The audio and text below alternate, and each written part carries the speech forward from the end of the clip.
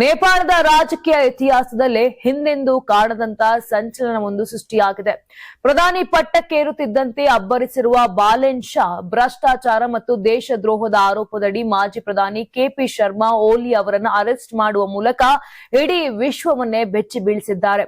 ಈ ಆಕಸ್ಮಿಕ ಬೆಳವಣಿಗೆಯಿಂದ ನೇಪಾಳವನ್ನು ತನ್ನ ಕೈಗೊಮ್ಮೆ ಮಾಡಿಕೊಳ್ಳಲು ಹೊಂಚು ಹಾಕುತ್ತಿದ್ದ ಚೀನಾ ಈಗ ಅಕ್ಷರಶಃ ಕಂಗಾಲಾಗಿದ್ದು ಹಿಮಾಲಯದ ತಪ್ಪಲಿನಲ್ಲಿ ಬಿರುಗಾಳಿ ಎತ್ತಿದೆ. ಅಧಿಕಾರದ ಗದ್ದುಗೇರಿದ ಮೊದಲ ದಿನವೇ ಬಾಲೆನ್ ಶಾ ತೋರಿದ ಈ ಅಸಲಿ ಪವರ್ ಹಿಂದಿರುವ ಮರ್ಮವೇನು ಅನ್ನೋದು ಭಾರಿ ಕುತೂಹಲ ಮೂಡಿಸಿದೆ. ಮಾಜಿ ಪ್ರಧಾನಿ ಕೆಪಿ ಓಲಿ ಶರ್ಮಾ ಜೊತೆಗೆ ನೇಪಾಳಿ ಕಾಂಗ್ರೆಸ್ನ ಹಿರಿಯ ನಾಯಕ ಮಾಜಿ ಗೃಹ ಸಚಿವ ರಮೇಶ ಲೇಖಕ ಅವರನ್ನು ಪೊಲೀಸರು ಬಂಧಿಸಿದ್ದಾರೆ. ಸೆಪ್ಟೆಂಬರ್ನಲ್ಲಿ ನಡೆದ ನರಲ್ ಝೆಡ್ ಪ್ರತಿಭಟನೆಗಳನ್ನ ನಿಗ್ರಹಿಸುವ ವೇಳೆ ನಡೆದ ಕ್ರಿಮಿನಲ್ ನಿರ್ಲಕ್ಷ್ಯ ಆರೋಪದ ಮೇಲೆ ಈ ಕ್ರಮ ಕೈಗೊಳ್ಳಲಾಗಿದೆ.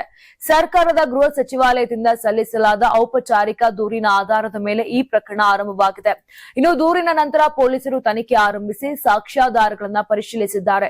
ಬಳಿಕ ನ್ಯಾಯಾಲಯವು ಬಂಧನ ವಾರೆಂಟ್ ಜಾರಿಗೊಳಿಸಿದ ನಂತರ ಇಬ್ಬರು ನಾಯಕರನ್ನ ವಶಕ್ಕೆ ಪಡೆಯಲಾಗಿದೆ. ಈ ಪ್ರಕರಣದಲ್ಲಿ ವಿಶೇಷ ಆಯೋಗದ ವರದಿ ಪ್ರಮುಖ ಪಾತ್ರ ವಹಿಸಿದೆ. ಮಾಜಿ ನ್ಯಾಯಾಧೀಶೆ ಗೌರಿ ಬಹದ್ದೂರ್ ಕರ್ಕಿ ಅವರ ಅಧ್ಯಕ್ಷತೆಯಲ್ಲಿ ಆಯೋಗ ರಚನೆಯಾಗಿತ್ತು. ಈ ಆಯೋಗವು ತನ್ನ ವರದಿಯಲ್ಲಿ ಹಲವಾರು ಗಂಭೀರ ಆರೋಪಗಳನ್ನು ದಾಖಲಿಸಿದೆ.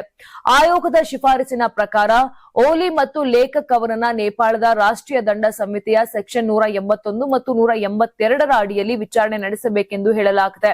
ಈ ಕಾನೂನು ಪ್ರಕಾರ ತಪ್ಪು ಸಾಬೀತಾದರೆ ಗರಿಷ್ಠ 10 ವರ್ಷಗಳವರೆಗೆ ಜೈಲು ಶಿಕ್ಷೆ ವಿಧಿಸಬಹುದು.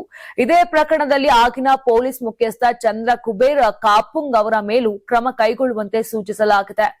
ನೀವು ಸಣ್ಣ ಆಗ್ಬೇಕಲ್ವಾ? ಅದು ಒಂದು ಉತ್ತಮ ಆಹಾರದಿಂದ ಸಣ್ಣ ಆಗ್ಬೇಕಲ್ವಾ? ಪ್ರತಿದಿನ ನಮ್ಮ ಜೀನಿ ಸ್ಲಿಮ್ ನ ಯೂಸ್ ಮಾಡಿ ಯಾವುದೇ ಸೈಡ್ ಎಫೆಕ್ಟ್ ಇಲ್ದಂಗೆ ನೀವು ಸಣ್ಣ ಆಗ್ತೀರಾ.